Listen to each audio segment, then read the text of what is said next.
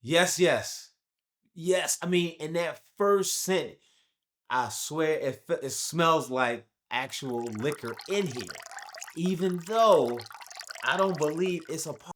Welcome to all of my fragrance connoisseurs, addicts, and newbies. Thank you for stopping by.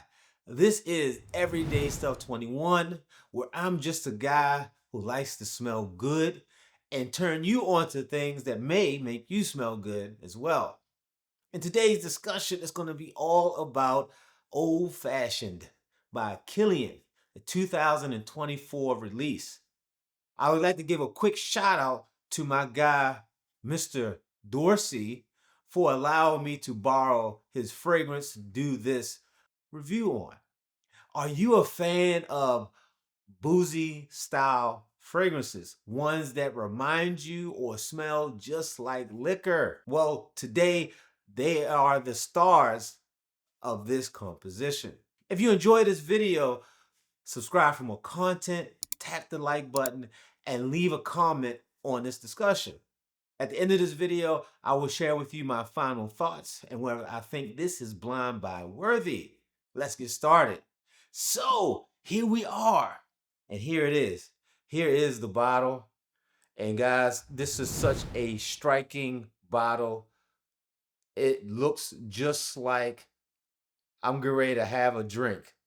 I believe this is of the Parfum concentration. I'm not sure, maybe Eau de Parfum. And it is a 100 milliliter bottle.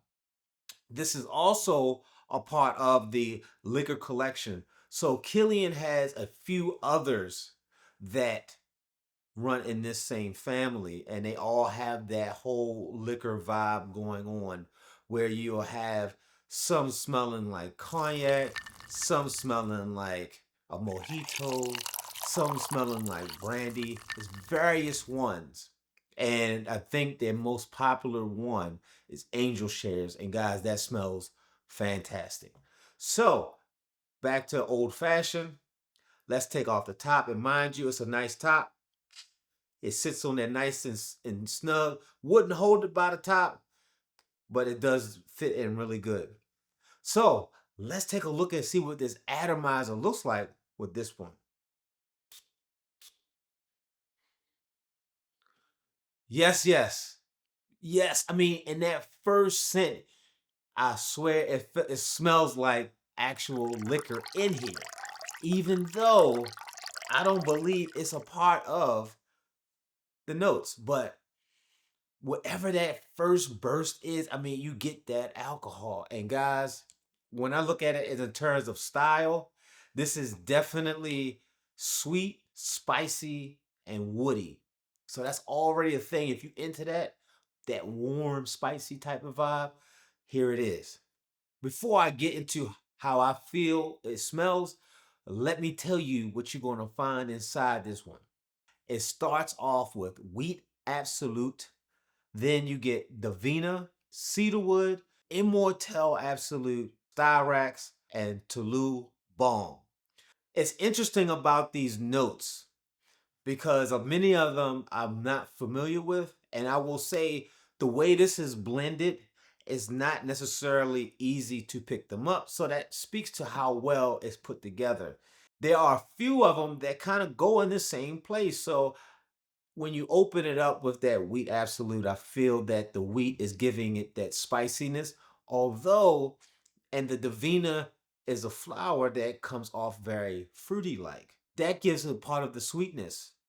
Then you have the cedarwood that kind of gives it that round fullness as we enter into the immortel. So the immortel also comes off sort of spicy as well as sweet, depending on how it's made.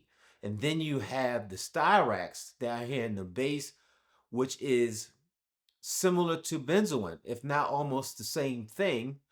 And it comes off as a vanilla vibe. So it's a lot of things in here contributing to the sweetness, the warmth, and the spicy. And then you have the balm that also contributes to the whole composition.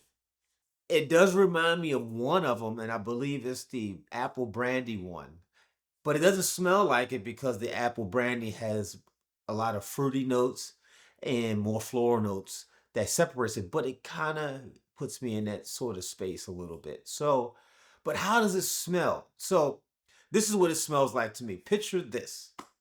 We're walking into this bar, a whiskey bar down below, dark, smoky, and we enter to the bar and then they break out all the fixings to make this old fashioned, and it's almost like the aroma as it's being prepared is being sent your way. And that's kind of where it puts me at, that the smell of that old fashioned and all that goes into it. So I really like it, and I think it smells great. Definitely on the masculine side. I don't really find this to be unisex. I mean, if a woman wants to get it, she's going to get it and she's going to enjoy it. I don't find it really for a teenager or a young adult, like in the early 20s, maybe in the mid 20s and further up. But if they try it and they like it, then that's what it is. But I don't see it happening, more or less, at least not getting this one because of the value for it. Now, it's definitely something for the fall and the winter. You could probably pull it off in the spring. Now, I can see it going into wearing it as a date.